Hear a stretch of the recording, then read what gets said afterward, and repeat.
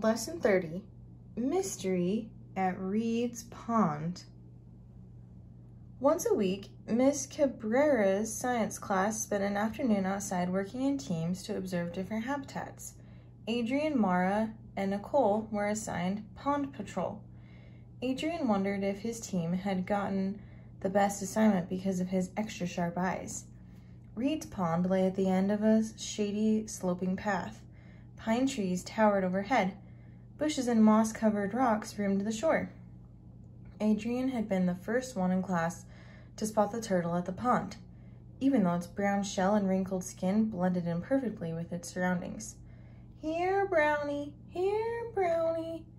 Adrian whispered as he approached the water's edge, but today the turtle that peeked from the water looked different. Instead of a little brown face, this one had streaks of red near each eye. "Brownie, are you wearing makeup?" From what Adrian could see, the turtle's shell looked different too. Today it was green with yellow stripes. The girls hurried over.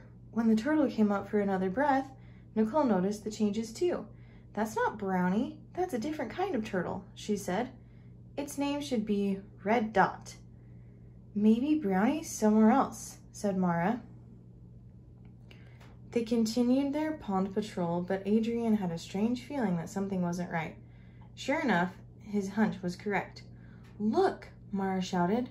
She was pointing at a bird's nest, or what used to be a bird's nest. Just last week, they had written about the nest in their logs. It was a carefully made cup of sticks nestled in a low-hanging branch. There had been 3 brown eggs in it. Now the branch was broken. The bowl was squashed into a messy ball. "Where are the eggs?" asked Nicole. Adrian crouched under the branch, which jutted out over some rocks at the water's edge.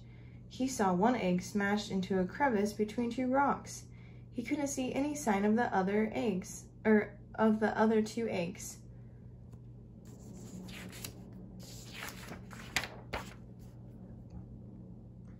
"Do you think an animal did this to the nest?" Nicole wondered. "An animal couldn't have turned Brownie into Red Dot," said Adrian. "An animal wouldn't have left this," said Mara. She held up a shopping bag that she had found. "There's lettuce in it. Maybe it's a clue." "A clue to what?" asked Nicole. Miss Cabrera's whistle blew. It was time to get back to class. "We need to do some more investigating," said Mara. "Let's meet here Saturday when we have more time." The weather on Saturday was sunny and warm, but no one else was at the pond. Nicole, Mara, and Adrian scanned the area. Adrian soon found the new turtle. It sat basking on a rock at the edge of the water. When it saw the 3 children, it quickly slid into the water. The ripples spread and soon faded. Then Adrian, Mara, and Nicole went to investigate the bird's nest. The clump of sticks remained, but there were no new clues about what had destroyed the nest or where the 2 eggs had gone. Many turtles like to bask or warm themselves in the sun. "This is the case of the missing turtle and eggs," Mara said. "Shh," whispered Adrian. He could hear leaves crunching on the path. "Someone's coming. Hide." The 3 crouched in the bushes. Through the leaves, they could see a teenage boy wearing a blue backpack. At the edge of the pond, the boy swung it from his shoulder and knelt down. Adrian held his breath. He could hear his heart beating. Had the boy noticed them? The boy seemed to think he was alone, however. He reached into his backpack and pulled out a turtle whose shell was as big as a plate. It was bright green, with yellow and green markings on the belly. Suddenly, the turtle's head shot out of the shell and snapped at the boy's wrist. The boy dropped the turtle into the pond. The splash rang out as loud as a slap. Adrian saw the red dashes on the turtle's face. The boy darted back up the path and quickly vanished.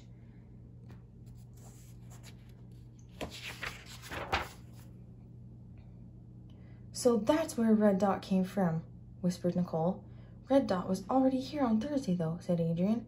"This is the same kind of turtle, but it's not the same turtle. Also, what about Brownie? Where is he?" "We've got to talk to that boy," said Mara. "Come on." Adrian wasn't sure it was a good idea, but Mara was already running up the path. He and Nicole followed. "Excuse me," Mara called out. when she reached the field. The boy turned to look but kept striding toward his bike. I just want to ask you about the turtle, Mara said. I don't know what you're talking about, the boy said. I don't know anything about turtles. He got on his bike. We just saw you drop one into the pond, Mara shouted. It didn't matter.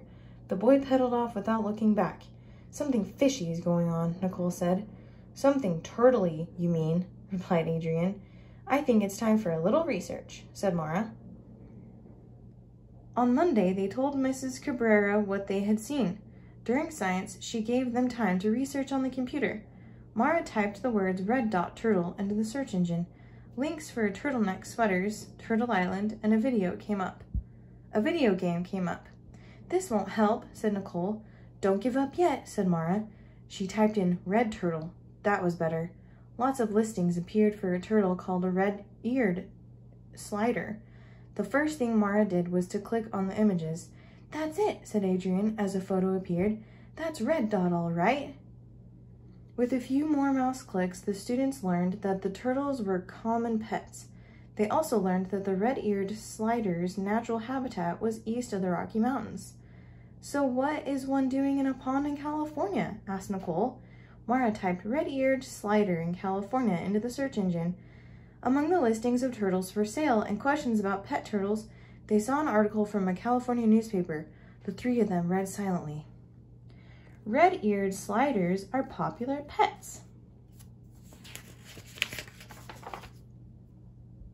The article told about people dumping their pet turtles into local waters and the problems that occurred as a result. Mystery solved, said Mara.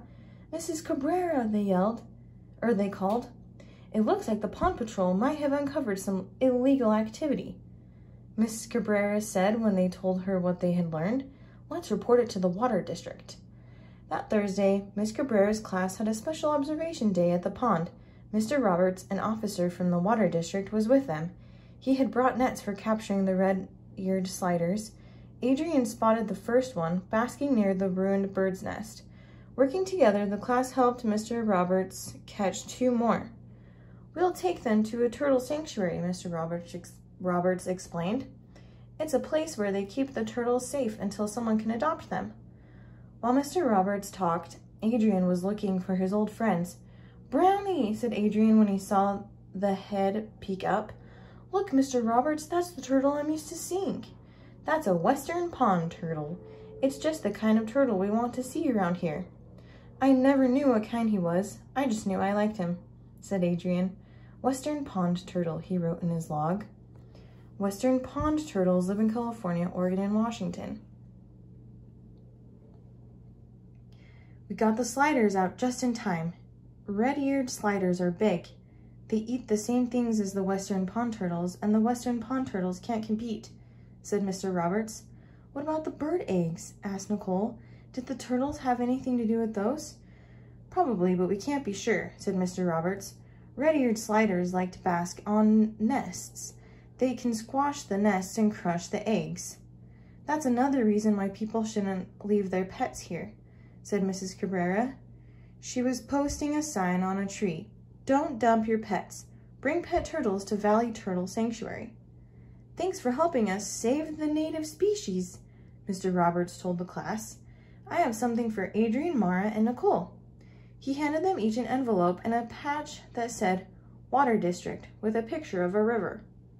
The Water District invites you to be its first junior officers, Mr. Roberts said. We'd also like to offer each of you a scholarship to ecology camp this summer. You can talk it over with your parents. Thanks, said Adrian. He'd never thought his sharp eyes would actually help wildlife survive. Woohoo! The end.